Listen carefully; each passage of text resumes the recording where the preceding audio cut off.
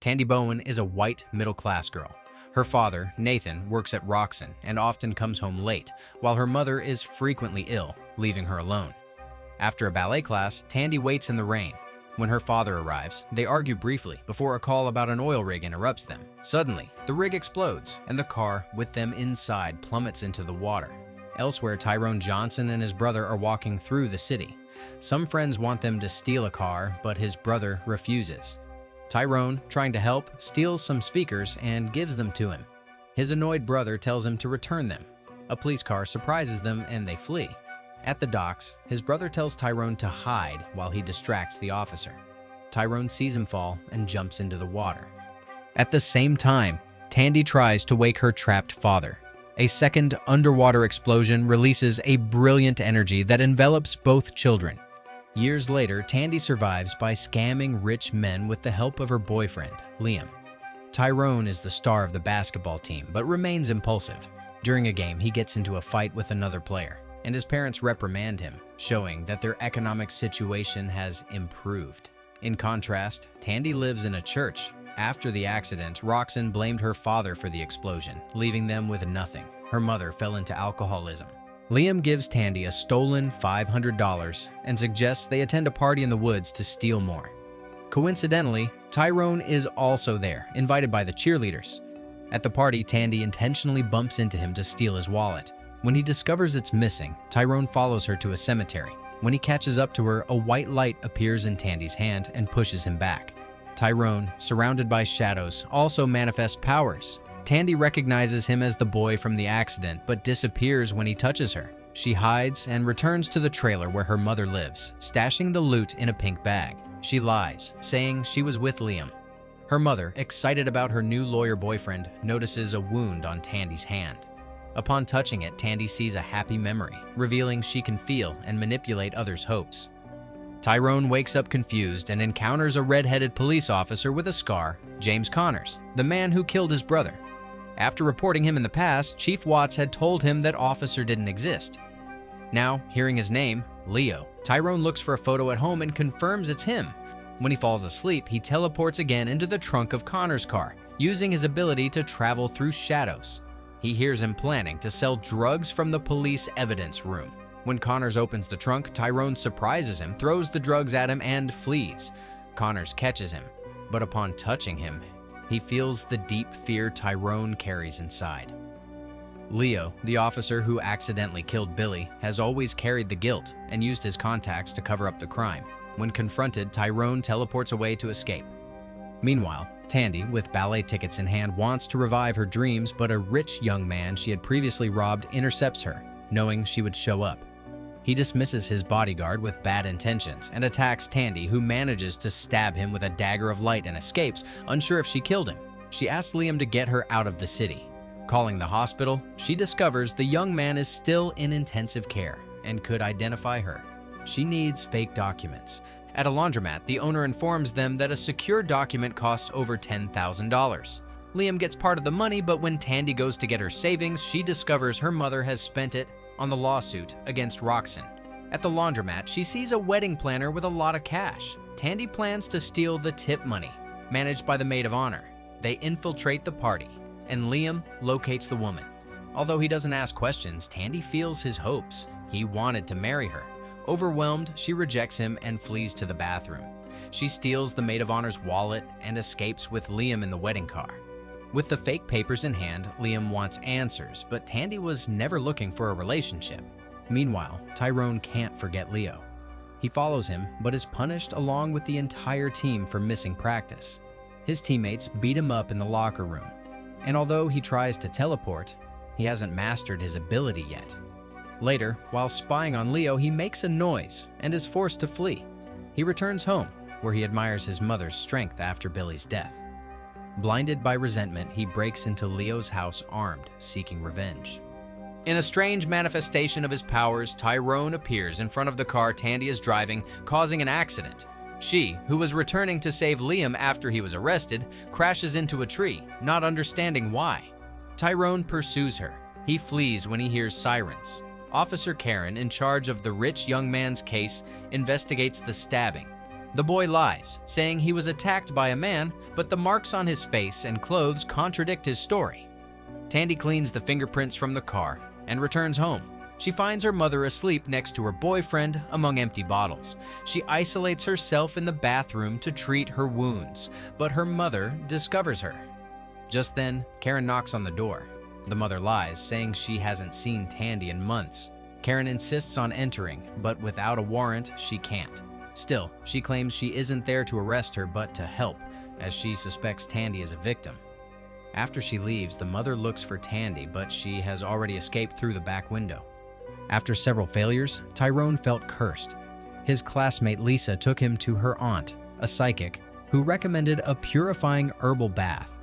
During the bath, Tyrone had a vision where he found a young Tandy, and she also saw a child Tyrone. They both shared their pain and understood that only together could they heal. From that moment on, their souls were connected like the twins of Orleans. Waking with clarity, Tandy contacted Officer Karen to report the young man who tried to attack her. But he had already closed the case using his influence. Frustrated, she went to the church where she found Tyrone. He confessed he had seen her in a vision. They exchanged experiences and concluded that Roxxon was behind their powers. Tandy noted that if she had Tyrone's gift, she would have run from the pain forever. When they tried to touch, they were thrown back by an energy blast. Tandy advised Tyrone that if he wanted to expose Leo, he needed to get to know him. First, she suggested he pretend to be a victim, like having lost a bicycle, to get close to the police station. Meanwhile, Tandy was suspicious of her mother's partner, the lawyer Gray. Approaching him, she discovered that he truly loved her mother and was committed to the case against Roxxon. She went to his law firm to learn more about the lawsuit. Although he was still legally married, he lived separately. Still, Tandy knew this detail bothered her mother. Tyrone returned to the police station, but the trauma of his brother's death overwhelmed him, and he left without getting any information. At home, his father noticed wire cutters in his backpack and, alarmed, took him to the South District, where he introduced him to the Red Hawk Clan, a group with deep cultural roots. There, Tyrone met an elder who explained the role of scouts and how his brother Billy was destined to be one. His father showed him a special cloak that helped control his powers. Tyrone decided to keep it as Billy's legacy. Meanwhile, Tandy learned that her mother had a huge argument with Gray and that their relationship was in crisis. When she went to the law firm to talk to him, she witnessed an attack. A woman disguised as a delivery person killed Gray and burned the office. Gray had discovered something dangerous. Back home, her mother was trying to call Gray to apologize. Unaware of the truth, Tandy, fearing it would devastate her, returned to the ruins of the law firm, opened a safe with her light dagger, and retrieved important documents. Finally, Tyrone returned to the police station and spoke with Karen, the officer Tandy had mentioned. She explained that Leo worked in the Vice Unit, where many officers crossed lines to deal with criminals, making him dangerous, but also watched. Tyrone told Karen he saw Leo selling illicit substances. She promised to investigate, but asked Tyrone to stay out of it. Still, taking down small networks didn't stop the trafficking. Karen suspected Leo was working with a cartel that eliminated competitors to control the market. She went to Liam, now an inmate, and offered to negotiate his release if he revealed who was operating behind District 12. Motivated, Liam gave her useful information. Following that lead, Karen found a dancer who delivered money to a runner at a club without knowing the real leader. The dancer accused Karen of seeking drugs like the other corrupt officers. Karen suspected she was referring to Leo, so she pretended to be using drugs to gain her trust and infiltrate the network. Meanwhile, Tyrone was focusing on an important game.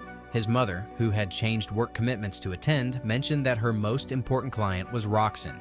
In parallel, Tandy discovered the annual Roxxon charity gala and decided to infiltrate it. She stole an elite school uniform and posed as an influencer to get a job as an escort at the event.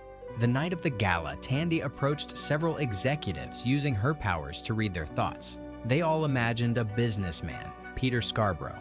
By constantly using her abilities, she also unintentionally activated Tyrone's, who started failing on the court as he saw his teammates' fears just by touching them. During halftime, Tyrone teleported to the gala, asked for help to return, and Tandy pushed him down the stairs, activating his return. Back in the game, Tyrone couldn't regain his rhythm. He missed a decisive shot, and his team was eliminated. That night, while sleeping, he had a vision. Leo was arguing with Dune, an old friend of Billy's. Leo had failed to protect his network, and Dune was confronting him. Tandy, meanwhile, reviewed the recovered documents and saw that many were signed by Peter. She decided to confront him. Using the stolen uniform, she faked a flat tire and knocked on his door. Peter, deceived by her innocent appearance, came out to help. Tandy read his thoughts. He saw himself pulling the bodies of dead workers from the water, stealing their money. His true motivation was to profit from the tragedy. She saw a helmet with the name Mina and remembered seeing her at the gala. To get close to her, she posed as an intern. Mina Hess, an environmental scientist, was the daughter of Yvonne, the sole survivor of the explosion that killed Tandy's father. Mina accepted her presence but told her she needed special equipment, a repellent suit, goggles. Tandy prepared for the fieldwork. Returning to the church with a large bag of supplies, she ran into Tyrone, who revealed that Dune, his brother's friend, was associated with Leo. He tried to infiltrate his network, but Dune told him there was no room for him. Tandy suggested to Tyrone that if there were no spots available in Dune's network, he could create one by displacing someone. While he considered it, Tandy prepared for her new role with Mina. Upon arrival, she found a house full of plants, books, and a model of an oil rig. She tried to talk about the explosion from 8 years ago, but Mina quickly changed the subject. During their conversation, Mina confessed that what they were extracting wasn't oil, but a material with a combustion power 10 times greater. Her father, Ivan, had explained that the pumps on the old rig couldn't contain it. Although they should have stopped drilling, they didn't. Mina installed valves all over the city to release pressure and prevent another catastrophe. Tandy mentioned the reports that blamed Nathan Bowen, but Mina denied them. My father said Nathan didn't make mistakes. Later, a technician reported failures in the valves due to installation errors. The person responsible, Tom, had cut costs, which almost caused another explosion. Furious, Tandy vandalized Tom's car. She was about to use her powers on Mina but restrained herself. Mina, disappointed by Tandy's lie, confessed that her father never spoke about the accident, so Tandy went to find Yvonne. Meanwhile, Karen and Leo were on patrol. Karen, pretending to be an addict, was trying to infiltrate Leo's network. In an operation, Leo arrested a dealer, beat him, and whispered, "Tell your boss he's being watched." The message reached Dune, who demanded an explanation. Leo, to divert suspicion, told Karen that an anonymous informant would reveal the distributor's identity.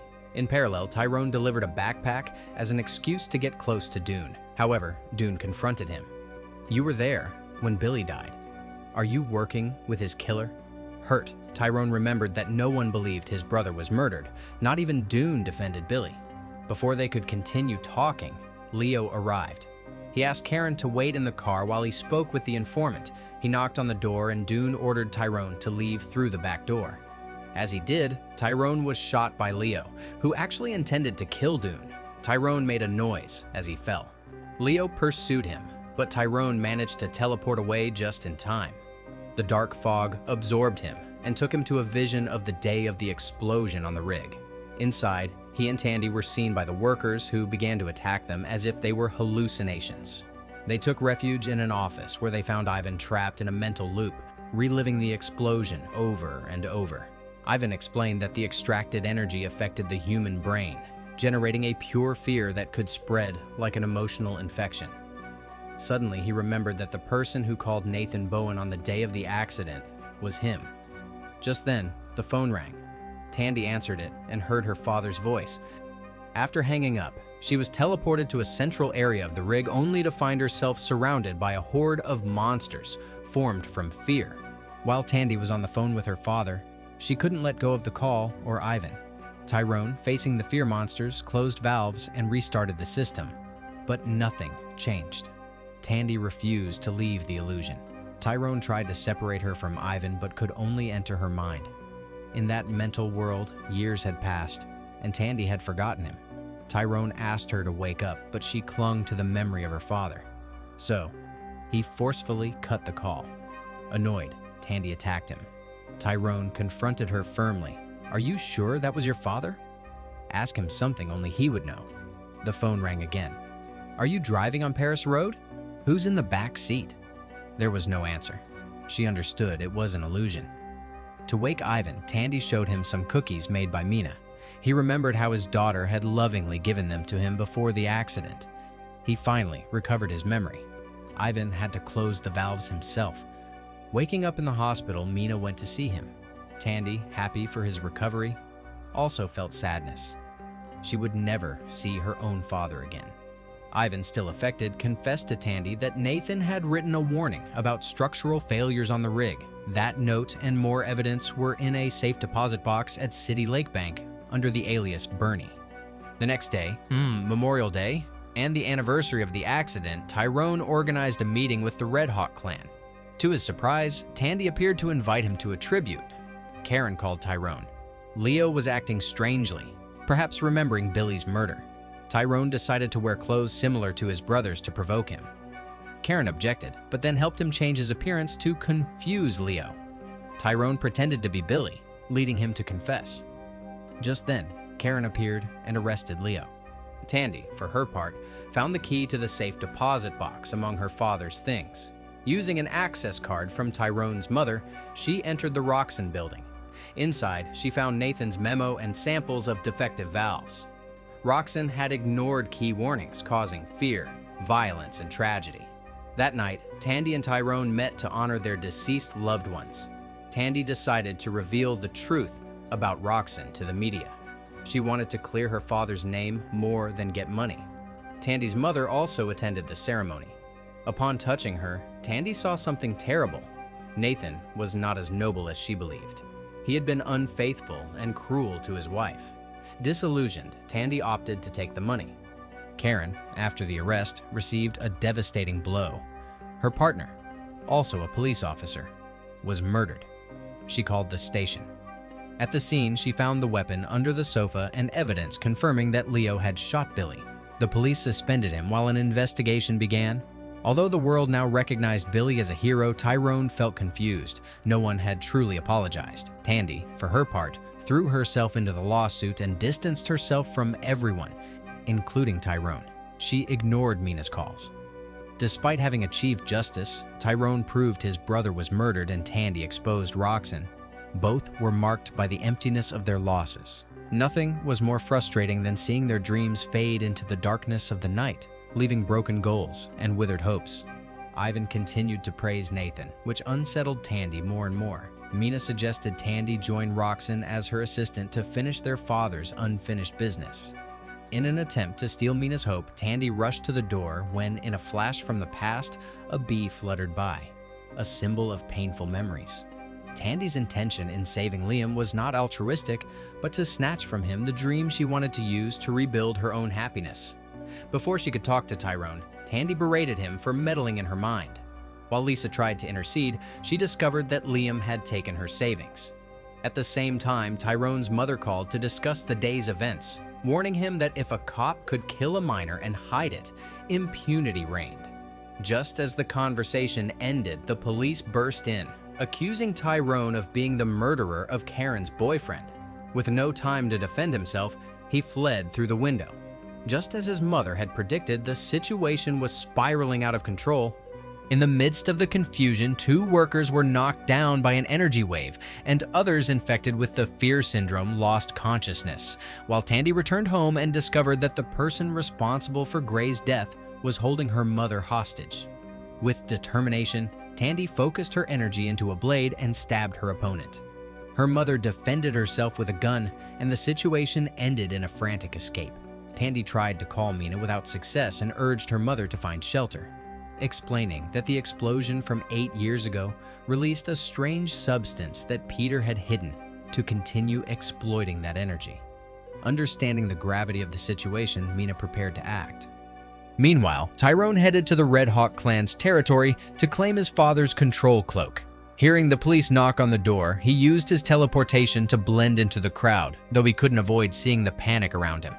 In that chaos, a local media outlet recounted the legend of the Twins of Orleans, a story of sacrifice in times of crisis that recalled old disputes and losses.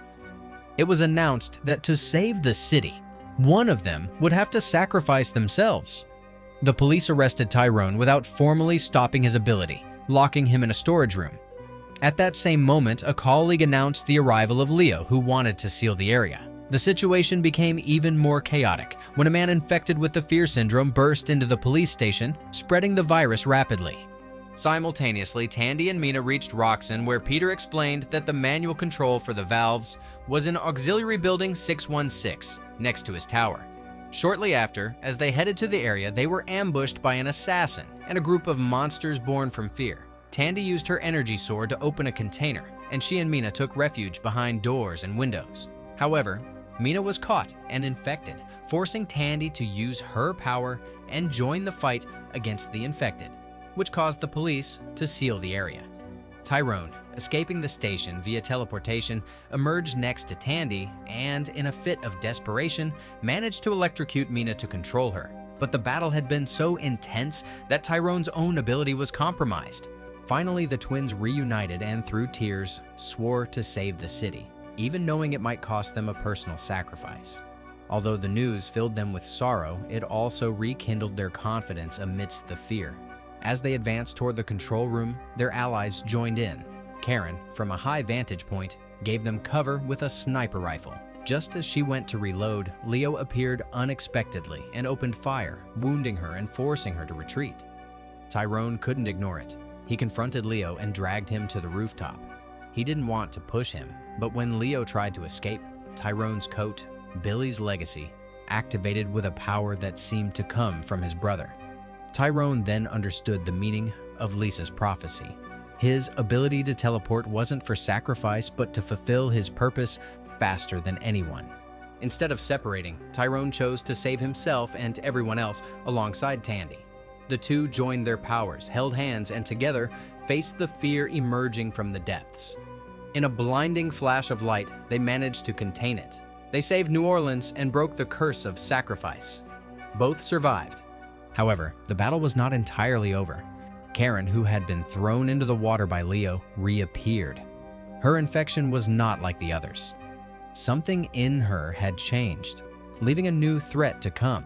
If you want interesting movie recaps, like, share, and subscribe to follow us for more movie recaps.